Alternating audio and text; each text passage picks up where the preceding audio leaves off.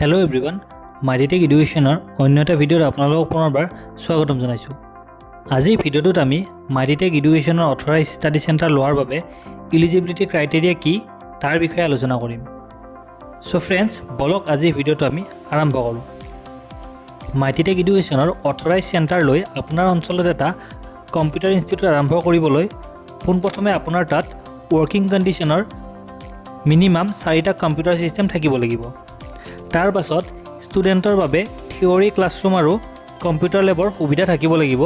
যদি কম্পিউটাৰ লেবটো যথেষ্ট ডাঙৰ, তেতিয়া একেটা ৰুমতো থিয়ৰী ক্লাছৰুম ছেট আপ কৰি চলাব পাৰিব।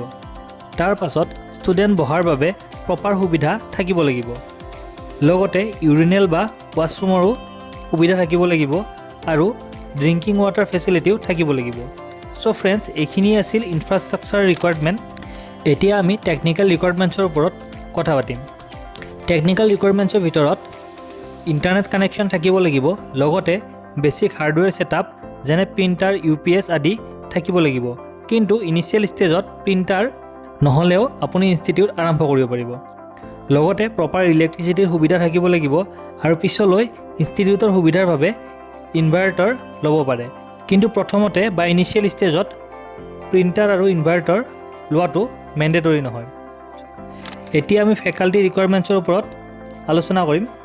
ফেকাল্টিজনৰ টিচিং এক্সপিৰিয়েঞ্চ থাকিব লাগিব, লগতে basic to advance computer knowledge থাকিব লাগিব।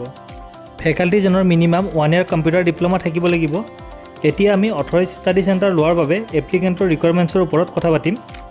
এপ্লিকেণ্টজনৰ বেছিক কম্পিউটাৰ নলেজ থাকিব লাগিব, লগতে গুড মেনেজমেণ্ট স্কিল থাকিব লাগিব আৰু লগতে কমিউনিকেশ্যন স্কিল ভাল হ'ব লাগিব। কোনো ইণ্ডিভিজুৱেল, ছ'চাইটি বা ট্ৰাষ্ট বা কোম্পানী এজ এ এপ্লিকেণ্ট আমাৰ ষ্টাডি চেণ্টাৰৰ বাবে এপ্লাই কৰিব পাৰে। চ' ফ্ৰেণ্ডছ, এইখিনিয়ে আছিল ইলিজিবিলিটি ক্ৰাইটেৰিয়াৰ ওপৰত কিছু কথা। কেনেদৰে আপোনালোকে ষ্টাডি চেণ্টাৰৰ বাবে এপ্লাই কৰিব স্ক্ৰীণত আপোনালোকক দেখুৱাই দিয়া হৈছে। ইয়াৰ পূৰ্বতো এই বিষয়ে ভিডিঅ' বনোৱা হৈছে, আপোনালোকে আমাৰ চেনেলত গ'লে সেই ভিডিঅ' চাব পাৰিব। চ' ফ্ৰেণ্ডছ, আজিৰ ভিডিঅ'টো আমি ইমানতে সামৰণি মাৰিছোঁ। অধিক তথ্যৰ বাবে স্ক্ৰীণত শ্ব' হৈ থকা আমাৰ যোগাযোগ নম্বৰত আজিয়ে যোগাযোগ কৰক।